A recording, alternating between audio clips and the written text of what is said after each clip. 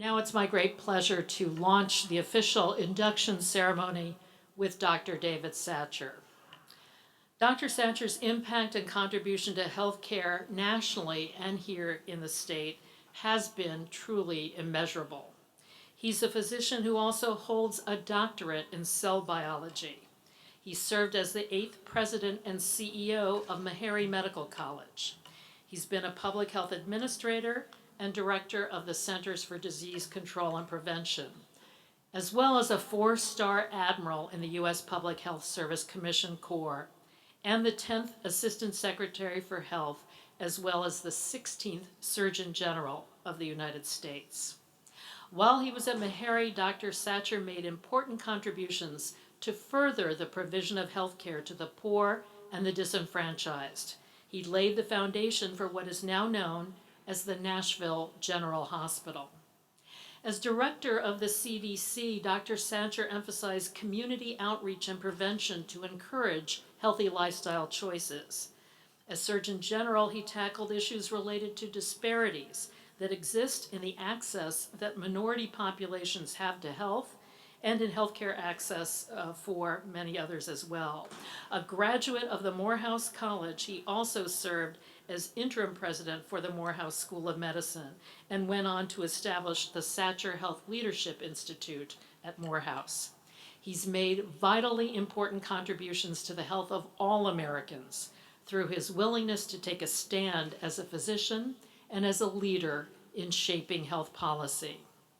Lamel Bandy-Neal, who is the Senior Vice President and Chief Financial Officer of Meharry Medical College, will now present Dr. Satcher with this award.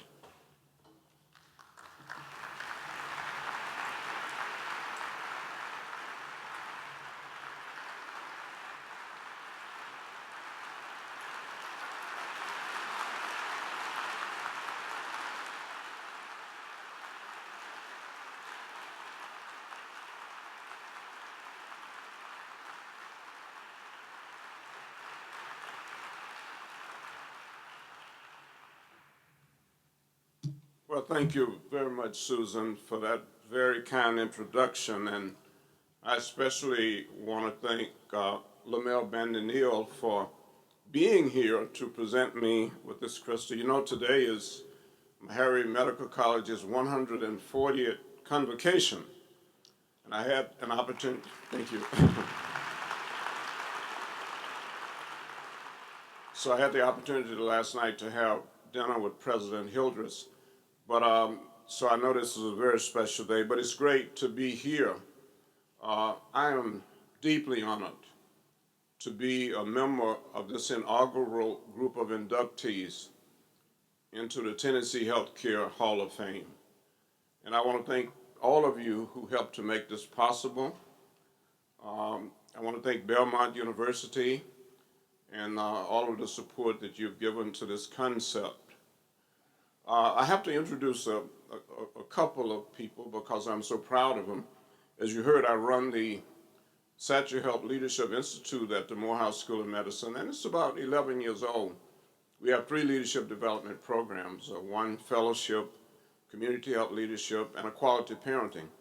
But one of our fellows is here because Dr. Chanel McCoy actually heads the HIV/AIDS program for the state of Tennessee. Chanel, you want to stand up there?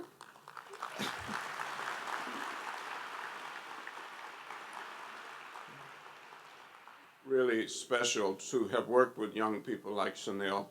And then I understand there are 4 or 5 Satcher scholars from the Vanderbilt Public Health Program back at table 69. Okay, thank you for being here.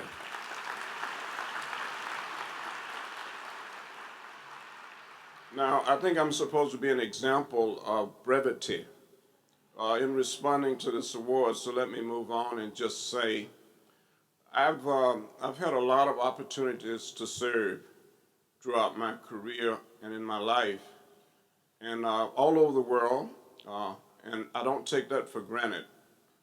But I must say that there was something really special about the almost 12 years that my family and I spent here in Nashville.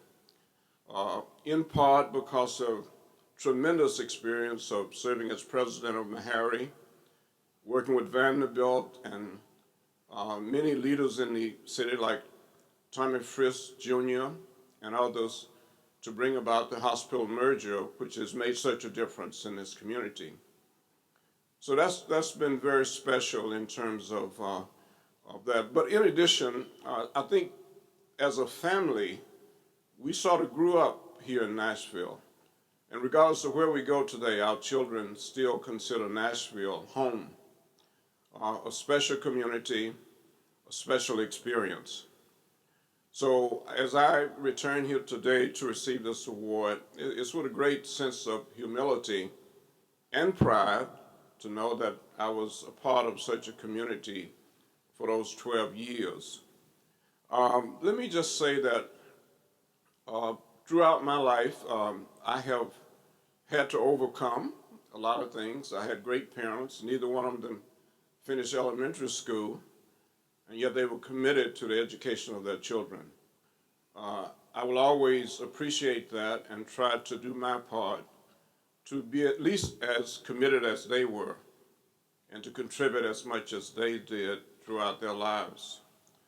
I was a part of a major movement in the South, the student sit-in movement, and I think that was where I developed my commitment to leadership in medicine. And then this past week, I returned to Case Western Reserve University for my 45th anniversary. So as you can see, my life has been quite interesting and challenging, but I want to leave you with one of my favorite quotes. And I heard it when I was a student at Morehouse from Benjamin Elijah Mays, and it reflects a lot of what I believe. He used to say that it must be borne in mind that the great tragedy of life is not in failing to reach all your goals. It's in having no goals for which you're reaching. It's not a calamity to die with dreams unfulfilled, but it is a calamity not to dream. It's not a disaster if you fail to achieve your highest ideals. It's a disaster to have no high ideals for which you're striving. It is not a calamity if you fail to reach the stars. It's a calamity to have no stars for which you're reaching. In the final analysis, he said, and I say, not failure, but low aim is sin.